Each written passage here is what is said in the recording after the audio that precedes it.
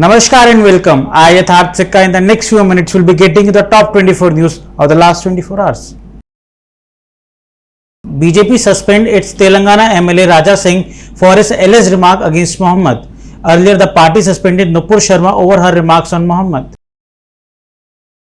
The Delhi police, while opposing the bail plea of Umar Khalid before Delhi High Court, referred to speeches delivered by Sharjeel Imam and Asansol, Aligarh and Gaya against CA-NRC.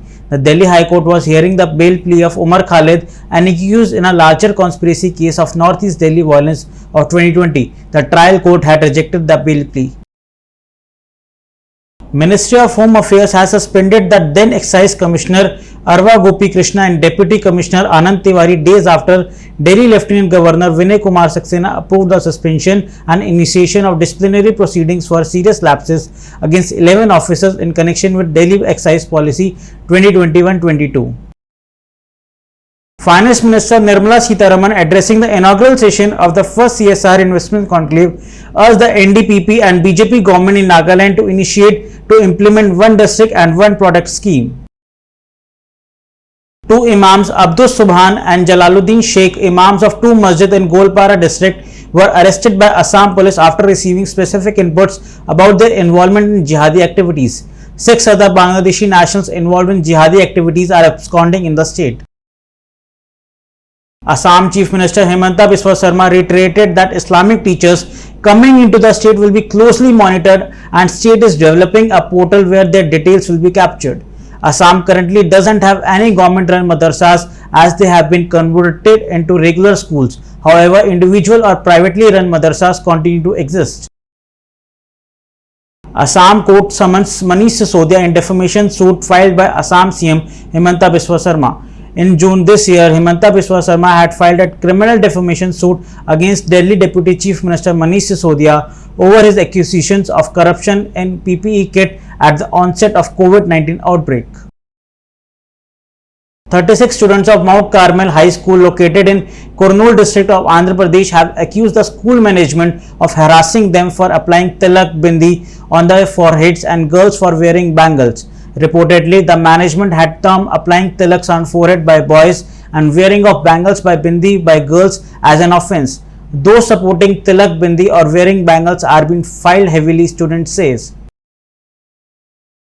Iran wants Salman Rushdie's dead, cheers attack on him. Ali Khamenei's mouthpiece Khayan Daily praised Salman Rushdie's assailants and wrote that Hadi Matar's hand should be showered with kisses, pointing to Rushdie sustaining neck injuries in the attack. The paper jubilantly added that his neck will soon be cut off, apparently signaling a second assault.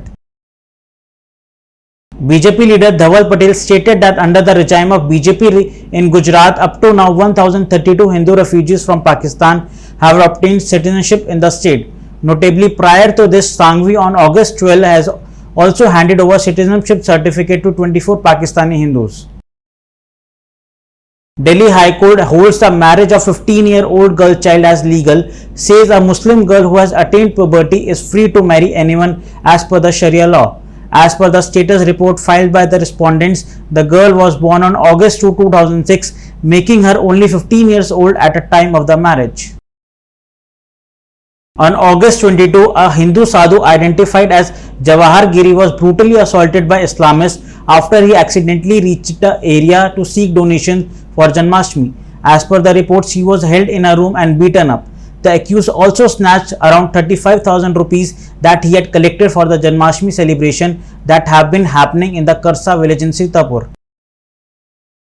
SFI students lock up principal in office creates ruckus. The SFI students also tried to prevent police officials from entering college campus, demanded readmission of their leader to the course he had completed.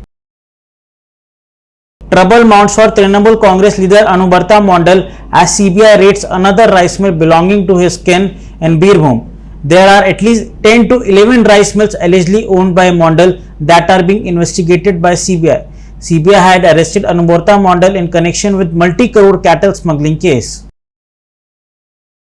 Delhi High Court granted regular bail to AAP leader and Delhi Health Minister Satyendra Jain's wife Poonam Jain in a money laundering case. She was earlier granted interim bail in the case. A Dalit girl in Uttar Pradesh, Bhadohi, was abused with caste slurs, beaten up and thrown out of school by former village head for not wearing a uniform. A case was filed by the police, who are hunting to nab the accused, identified as Manoj Kumar. Teams of National Investigation Agency and Intelligence Bureau are likely to visit Russia to investigate an arrested Islamic State of Iraq suicide bombers.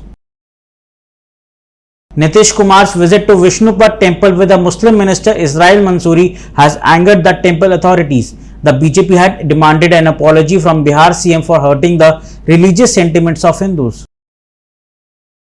The Maharashtra Navnirman Sena had called for a campaign against halal meat, calling it the largest terror funding mechanism in the country, adding that Hindus have lost their livelihood and revenue due to this industry. Punjabi singer Mankirat Aulak tops Bambiha gang's hit list, gets death threat via Facebook post. The post reads that the Bambiha gang will definitely avenge the death of Sidhu Moosewala. With an aim of bolstering the preparedness of armed forces, the Defence Ministry gave permission to armed forces under it to buy critical weapon system under emergency acquisition powers. The proposal for issuing emergency acquisition power to defence forces was cleared in a high-level meeting of Defence Ministry. Border Security Force recovered a cache of assault weapons at India-Pakistan border in Punjab. 3 AK-47 rifles with 6 magazines, 3 M3 rifles with 4 magazines and 2 pistols with 2 magazines in Firozpur sector earlier today was apprehended. It appears that weapons have been smuggled from Pakistan, says BSF. Prime Minister Narendra Modi will inaugurate Amrita Hospital at Faridabad today, which claims to be India's largest private hospital with 2,400 beds. The super speciality hospital will be equipped with latest healthcare facilities. India logs 8,586 new COVID-19 cases and 48 dead in the last 24 hours. The active case comprise 0.22% of total infections, while the national COVID-19 recovery rate stands at 98.59%. We will be back with news at 10 tomorrow. Till then, stay safe, stay healthy, and do not forget to like and share the video and subscribe to our channel.